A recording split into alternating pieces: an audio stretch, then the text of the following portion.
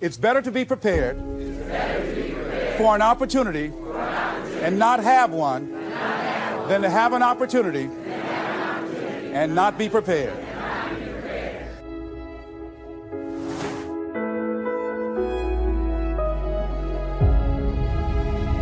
You see, when you're not pursuing your goal, you are literally committing spiritual suicide. When you have some goal out here that you're stretching for and reaching for that takes you out of your comfort zone, you'll find out some talents and abilities you have that you didn't know you have.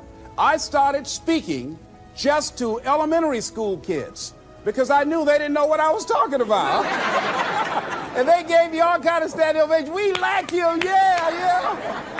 Then I graduated up to junior high school and then to senior high school and then to various community groups and church groups and civic associations and then to colleges and to businesses. Now I'm traveling across the country and then traveling nationally and internationally. But I never would have discovered what I'm able to do right now if I wasn't willing to take a chance. And you've got to be willing to do that. You've got to believe in yourself. A lot of people love me to tell this story. When I got out of school, you know, my first major goal was to buy my mother a home, and my hero in broadcasting was Paul Hobby, and I wanted to become involved in broadcasting, and I loved the disc jockeys that were on the air, and I wanted to become a disc jockey. See, so I started working to develop my communication skills and expand my vocabulary. I started visualizing myself being a disc jockey. I saw myself on the air having a talk show and playing records and people listening to me. That was my vision. That was my dream. I held that in mind constantly, and I would practice all the time. Practice makes what? Absolutely not. Just dislodge that from your mind. Practice only makes improvement. Perfection doesn't exist. You need to take it out of the dictionary. It doesn't exist. Practice only makes improvement. You can always better your best. You have not done your best work yet. As long as you're here, you have a chance to transcend yourself. So don't believe in perfection. It doesn't exist. It only makes improvement. So I would practice every day. And finally, I went over to this radio station, asked a guy for a job named Mr. Butterwall, and I said, "How you doing, sir? I'd like to get a job." I was working on Miami Beach at the Fontainebleau Hotel at the time. Jackie Gleason and the June Taylor Dancers were famous. And my favorite program on television, most people would not remember, John Beresford Tipton. "Hi, my name is Michael Anthony. I have a check for $1 million. How many of you remember that program, all right? The Millionaire, that was my favorite program on television, you know. So this was my fantasy, you know, and every time we would drive from Miami Beach, I would fantasize, oh, that's the house. When I get my $1 million, I'm going to buy my mother that home over there. So that was my fantasy. So I went up to Mr. Butterball, and he said, "Do you have any radio experience?" I said, "No, sir." "You have any background in journalism?" I said, "No, sir." I said, "But I can never get experience if you don't give me the opportunity. I've been practicing a lot, sir." He said, "I'm sorry, we don't have any job for you." I said, "Thank you, sir." He didn't know my reasons for being there. My reason, I wanted to use radio as a means to earn the money to buy my mother a home. I went back to the radio station again. I said, "How you doing, Mr. Butterball? My name is Les Brown. I know your name. Didn't I just see you here yesterday?" I said, "Yes, sir." I said, "Y'all have any jobs here?" "Didn't I tell you yesterday we didn't have any jobs?" "Yes, sir, but I thought maybe somebody got fired or resigned. I didn't know, sir." I went the next day. "How you doing, Mr. Butterball?" He said, "Yes." And I just didn't take it personal. "How you doing? So y'all have any jobs here?" "Didn't I just tell you yesterday and the day before we didn't have any work?" I went the next day, showed up like nothing was wrong, like I saw him for the first time. "How you doing, Mr. Butterball? Y'all have any?" He said, "Boy, make yourself useful. Go get me some food." I said, "Yes, sir." See, many times when you want more, you've got to be willing to pay your dues. So I became their errand boy. I would get their lunch and their dinner and all kind of food for them. After a while, I would take the food to them in the control room, and I would not leave until they would ask me to, and I'd watch them working the controls, and I'd memorize their hand movements. And pretty soon, they would trust me with their cars to go pick up entertainers that came into town, entertainers like Sam Cooke, Dinah Ross and the Supremes, the Four Tops and the Temptations. I would drive them all over Miami Beach in the disc jockeys' cars. Finally, one day, I was at the radio station, and a guy by the name of Rock was drinking while he was on the air. It was a Saturday afternoon. I was the only one there. None of the other jocks were available, and I was looking at him through the control room window. Pretty soon the phone rang. It was the general manager. I said, "Hello?" He said, "Les, this is Mr. Klein." I said, "I know." He said, "Rock can't finish his program." I said, "I know." He said, "Would you call one of the other DJs to come in?" I said, "Yes, sir." I hung the phone up. I said, "Now he must think I'm crazy." I called my mom and my girlfriend, Cassandra. I said, "Y'all come out on the front porch and turn up the radio. I'm about to come on the air."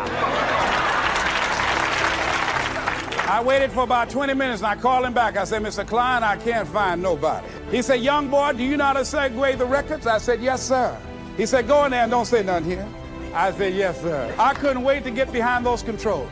I put the headphones on. I said, look out, this is me, LB Triple P, Les Brown, your platter playing papa. There were none before me and there will be none after me. Therefore, that makes me the one and only. Young and single and love to mingle, certified, bona fide, indubitably qualified to bring you satisfaction, whole lot of action. Look out, baby, I'm your love man. I was hungry.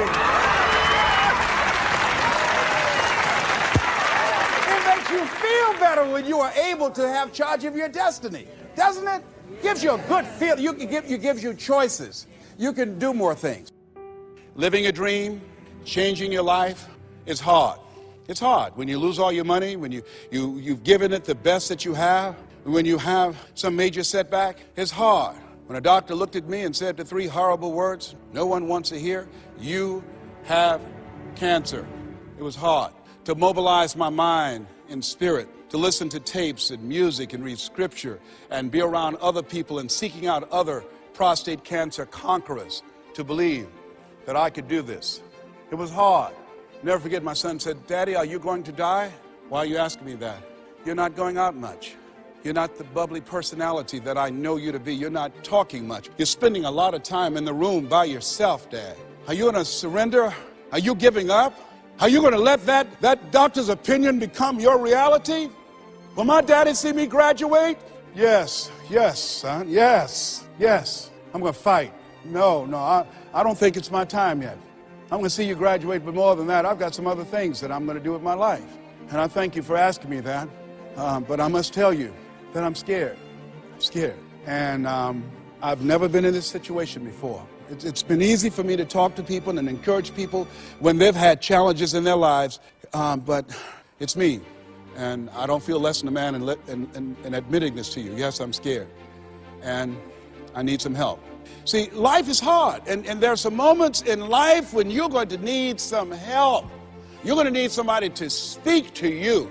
You're going to need somebody to say something to you. I have a friend of mine, Willie Jolly, who's a motivational speaker. He said, a setback is a setup for a comeback. I had to listen to Willie's tapes. I have another friend, Kevin Brace, who's a speaker. He said, Les, come on, man, you can do this. You can make this happen. You can hit a home run. It's a done deal. You are Les Brown. That cancer's got to get out of your body. I said, talk to me, Kevin, talk to me. That's what I need to hear. I needed to hear those words. I don't care who you are. Many people won't allow themselves to ask for help because of pride. Pride cometh before a fall. Because of ego. Ego means edging God out. No, ask for help.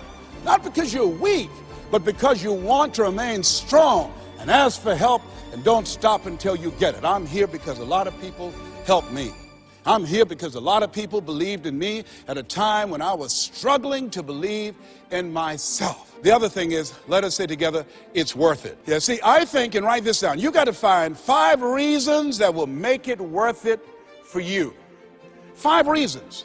What will make it worth it for you? Mine was, I want to take care of my mother. Mine was, I want to do something with my life. What will make it worth it for you? Mine is, I want to leave a legacy. Mine is, I refuse to die an unlived life. What will make it worth it for you? Repeat after me, please. You got to be hungry. As you look at your goals and look at your dreams, write this down. You will fail your way to success. See, 85% of people allow their fear of failure to outweigh their desire to succeed. You're going to make some mistakes, and it's okay. Anything that's worth doing is worth doing badly. It's worth doing right if you know how to do it, but if you don't know how to do it, it's worth doing badly until you get it right. You have to be willing to experiment with life. I've done a variety of things, and I had absolutely no idea I have the ability to do those things. Here's what I can say about you, and I don't even know you. You've got greatness within you, but you will not.